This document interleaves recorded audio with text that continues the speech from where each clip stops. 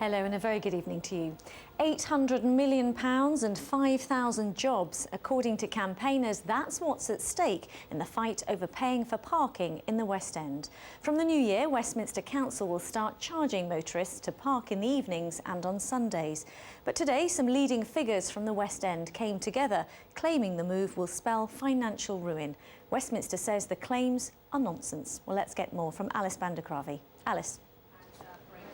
Riz, you've joined me in one of Covent Garden's very busy restaurants. It's full of people having Christmas parties and people going to the theatre, and that's exactly the type of clientele that restaurant owners all around here and the people who own this restaurant fear is at stake because of these new parking charges. Now, they're due to be implemented on the 9th of January, and as I've been finding out today, they're already causing a lot of worry.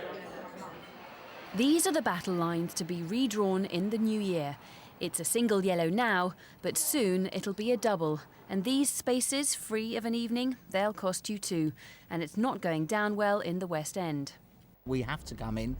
It's just another way to make money out of us, isn't it? Now is the time for when you come here and enjoy yourself and relax. And you shouldn't have to worry about parking charges. If you're not able to park nearby, then it can affect the local trade around here, say for restaurants and bars and that. I certainly wouldn't want to pay for parking outside of business hours. Sundays as well during the day. Really, it's disgraceful. This is the area that'll be affected, from Hyde Park in the west, Oxford Street in the north and the Strand to the south. And this is how much it'll cost. From Monday to Thursday, £2.40 an hour between 6:30 p.m. and midnight. On Friday and Saturday, that goes up to £4.80. And on Sunday, you'll have to pay another £4.80 per hour from 1 until 6 p.m. Sound complicated? Yes, say business owners. And that's not just a problem for the punters, it's a problem for the people who keep the West End moving, the staff on night shifts. It's going to hit the workers hard, and I cannot compensate their wages for that amount of money. So what's going to happen? I really don't know, except I can guarantee you that there are job losses in the line, and from the 9th, people are not going to be able to afford to work in the West End. The impact of these new parking regulations is immense. I do believe that it's going to cripple Westminster and it's going to make it into a ghost town. A report commissioned by worried local businesses concludes the new parking charges will end up costing the West End £800 million in lost revenues and jobs. An argument rejected by Westminster City Council, which says the West End is congested. Well, I think it's important that people try the experiment, see how it pans out. We think the fantastic deals available in the car parks are really going to mean that if someone wants to continue to come by car, they're paying no more than it would cost them to come by public transport, and I don't think that's unfair. But they are paying more than they were paying when it was just free?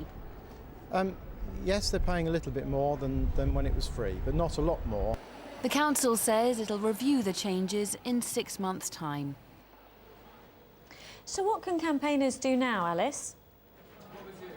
Well, Riz, campaigners are taking their fight all the way to the High Court. At least they want to. They want a judicial review to try and fight these new parking charges. I must say Westminster Council believes that this report is flawed. They say the assumption of £800 million worth of losses is based on false assumptions. I've got the report here, and it's true to say that they assume charges of £4.80 an hour throughout the charging period, which isn't correct. Of course, Monday to Thursday it'll be £2.40 per hour. But I must say that I have struggled today to find many people who are in favour of these charges.